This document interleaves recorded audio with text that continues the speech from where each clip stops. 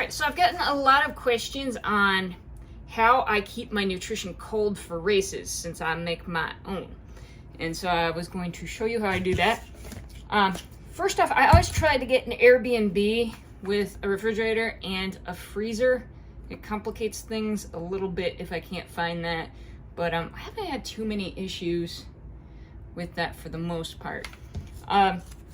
So, assuming we have a refrigerator and a freezer the night before the race, what I do is I take the nutrition that I want for early aid stations and I put it in the refrigerator. And so that way it thaws out a little bit. So, early aid station nutrition, refrigerator. Late aid station nutrition is going to go in the freezer and it's going to stay in the freezer overnight. So the morning of the race, the nutrition that was in the refrigerator is going to be pretty much thawed for the most part. And then I have these coolers here.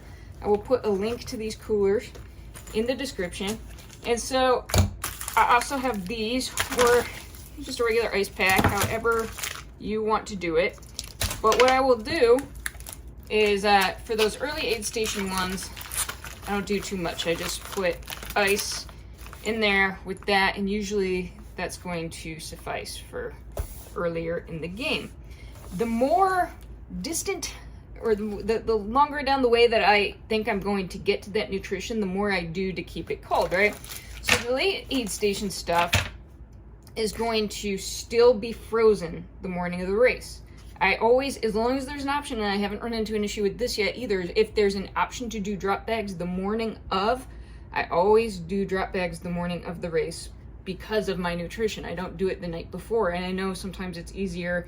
I know some races will let you drop off your drop bags the night before, and that's easier for some people, but because of my nutrition, I actually do not. So let's say worst case scenario, it's a hot race, and I need this nutrition in the late miles, like 85 miles, 90 miles, like the very last of the aid stations, okay?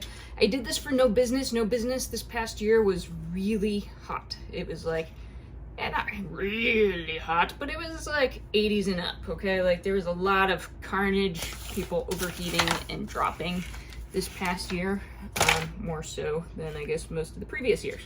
So this is going to be frozen, and what I'm going to do is I'm going to wrap it in ice, like so, okay? And then I have this insulation. This insulation actually came with a groceries order. So they just like brought it to me, but I'm sure you could get it at Home Depot. But they actually brought it in like an Instacart order or something to keep my frozen food frozen. So it is perfect. And so I wrap it up. I don't know where my other, I have more insulation than this, but so then I wrap it up in here, and then I go ahead and I stick that all in the cooler here. Okay, I just wedge it in. And I have bigger coolers too if I need the bigger coolers, but just for the purpose of showing you. I mean, they're all little soft-sided ones that will fit into a bigger drop bag. Okay, so then I zip that up.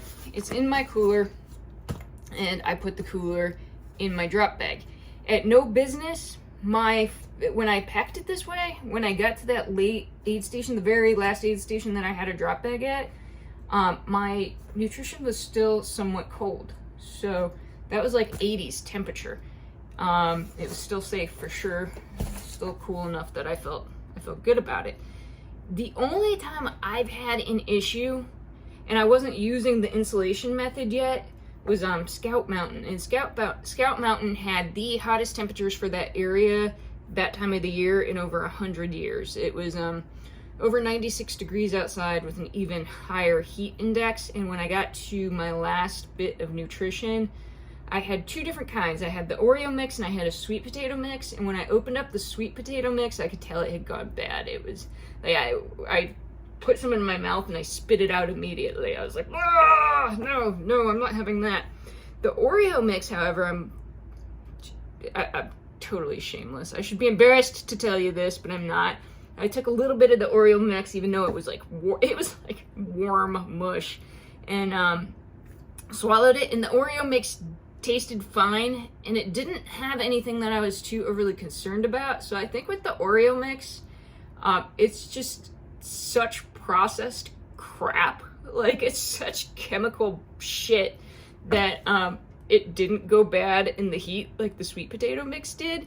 So, I mean, do that at your own risk. I am not going to be responsible for you people out there swallowing down, heated up, sitting in the sun for 2 days, lemon Oreo crud.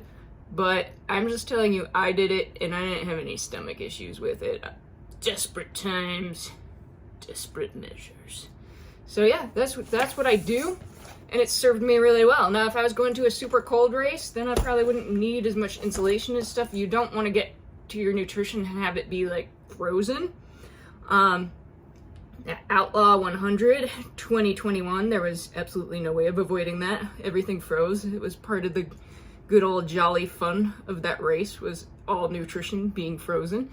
But yeah, you want to, if it's going to be colder out, then you probably don't need as much insulation or ice, or maybe don't have your nutrition frozen ahead of time. Maybe thaw all of it in the refrigerator the night before the race. You just kind of have to play it by ear in the temperatures that the forecast for that last minute forecast, and kind of go from there. And it could be a little bit of trial and error and a little bit hit and miss, but like I said, Scout Mountain's the only race I had an issue with. Other than that, this has worked out like a charm for me, and it's really turned my racing around, being able to do this. So there you go.